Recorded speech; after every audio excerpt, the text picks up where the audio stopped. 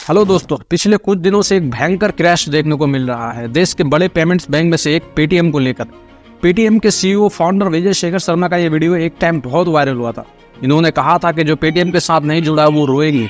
हालांकि जो पेटीएम के साथ नहीं जुड़ा वो तो नहीं रो रहे हैं, लेकिन जो पेटीएम के साथ अभी तक जुड़ा है वो जरूर रो रहे हैं। 31 जनवरी को इसका स्टॉक प्राइस था 758 रुपये, लेकिन 15 फरवरी को इसका स्टॉक प्राइस डाउनफॉल होकर सीधा 315 रुपये से भी कम हो जाता है। तो चलिए समझते हैं आज के इस वीडियो में पेटीएम को इतना बड़ा झटका क्यों लगा, क्यों आरबीआई ने पेटीएम पेमेंट्स बैंक के ऊपर ऑप्शनल रिस्ट्रिक्शन लगाए।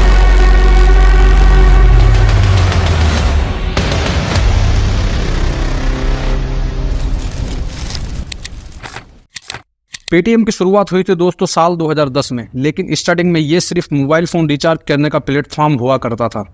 एक ऐसा ऐप जिसके थ्रू आप मोबाइल फोन रिचार्ज करते थे और लैंडलाइन बिल पे करते थे, और फिर कंपनी ने इसमें धीरे धीरे एडवांस फीचर्स डाले। फिर जाकर जनवरी 2014 को पेटीएम वॉलेट लॉन्च हुआ, जिसके थ्रू आप ऑनलाइन पेमेंट कर सकते थे इसके जरिए। फिर 2015 के बीच में इलेक्ट्रिसिटी बिल्स और पानी, गैस, मेट्रो रिचार्ज भी करने का इसमें फीचर्स मिला। असल में देखा जाए तो इस कंपनी की ग्रोथ और पॉपुलैरिटी 2016 तक देखने को मिली। 8 नवंबर उस समय जिस दिन डिमोनिटाइज हुई।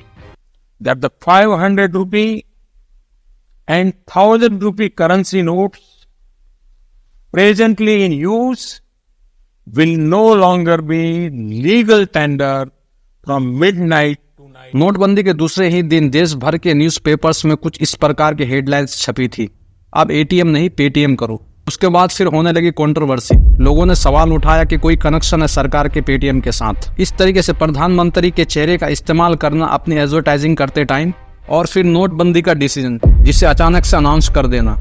तो क्या इस कंपनी को पहले से पता था कि डिमोनेटाइजेशन होने वाला है? हुआ जो भी था उसमें ज्यादा अंदर तक नहीं जाएंगे हम, लेकिन एक बात तो क्लियर थी कि इससे पेटीएम को बहुत ज्यादा फायदा हुआ, बहुत ज्यादा।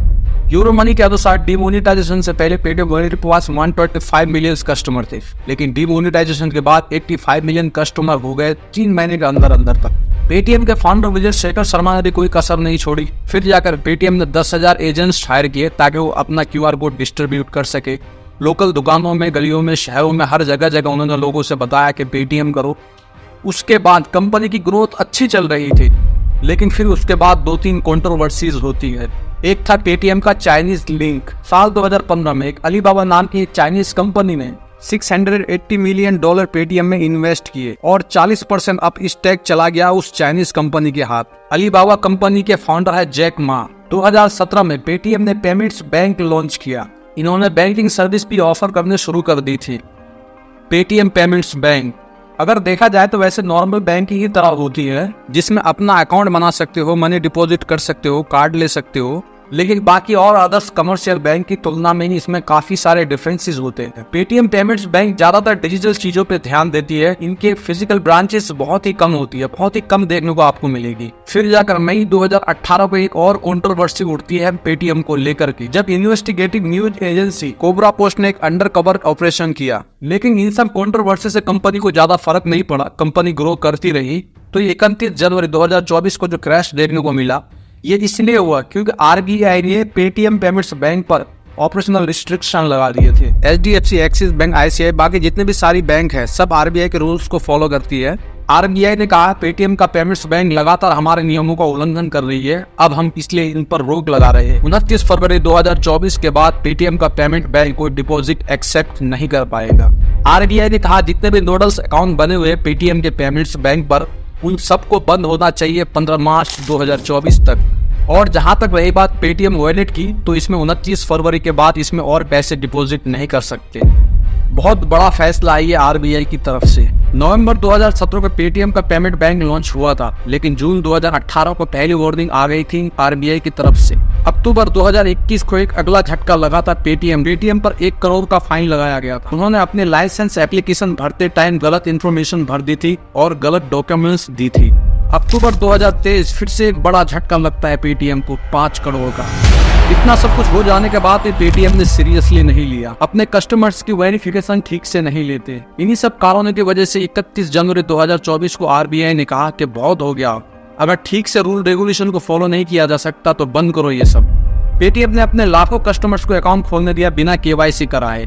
हजारों केसेस ऐसे मिले जहां पर हजारों कस्टमर्स ने अलग अलग अकाउंट्स खोल रखे हैं सेम पैन कार्ड का इस्तेमाल करके। कुछ अकाउंट्स में ट्रांजैक्शन देखे गई करोड़ों रुपए की, जहां पर पोटेंशियल मनी लॉन्ड्रिंग का भी रिस्क सामने आया। हो सकता है मनी लॉन्ड्रिंग हो रही है पेटीएम के जरिए। आउटलुक ने एक रिपोर्ट किया, एनालिस्ट के अनुसार पेटीएम के पास लगभग 35 करोड़ वैलेट है। इनमें से करीब 31 करोड़ इनएक्टिव है जिन्हें कोई यूज नहीं कर रहा है, और बचे हुए 4 करोड़ वैलेट, ये सब कारणों की वजह से इन्हें म्यूल अकाउंट्स इस्तेमाल किया जा सकता है। म्यूल अकाउंट एक ऐसा अकाउंट होता है जिन्हें इलीगल एक्टिविटीज के लिए इस्तेमाल किया जाता है, जैसा कि मनी लॉन्ड्रिंग। इतने सारे रूल रेगुलेशन को नजरअंदाज किया गया। क्या सीईओ फाउंडर विजय शेखर शर्मा की एरोगेंस रिस्पॉन्सिबल नहीं है? आरबीआई के इस फैसले के बाद एकदम हल्ला मच गया। लोगों ने जो पैसे इन्वेस्ट किए थे पेटीएम में, उन्हें जब निकालना शुरू किया तो पेटीएम का स्टॉक प्राइस बहुत तेजी से क्रैश हो गया। तो आज की वीडियो है यहीं तक, फिर मिलेंगे नेक्स्ट वीडियो में और इन्फॉर्मेशन के साथ।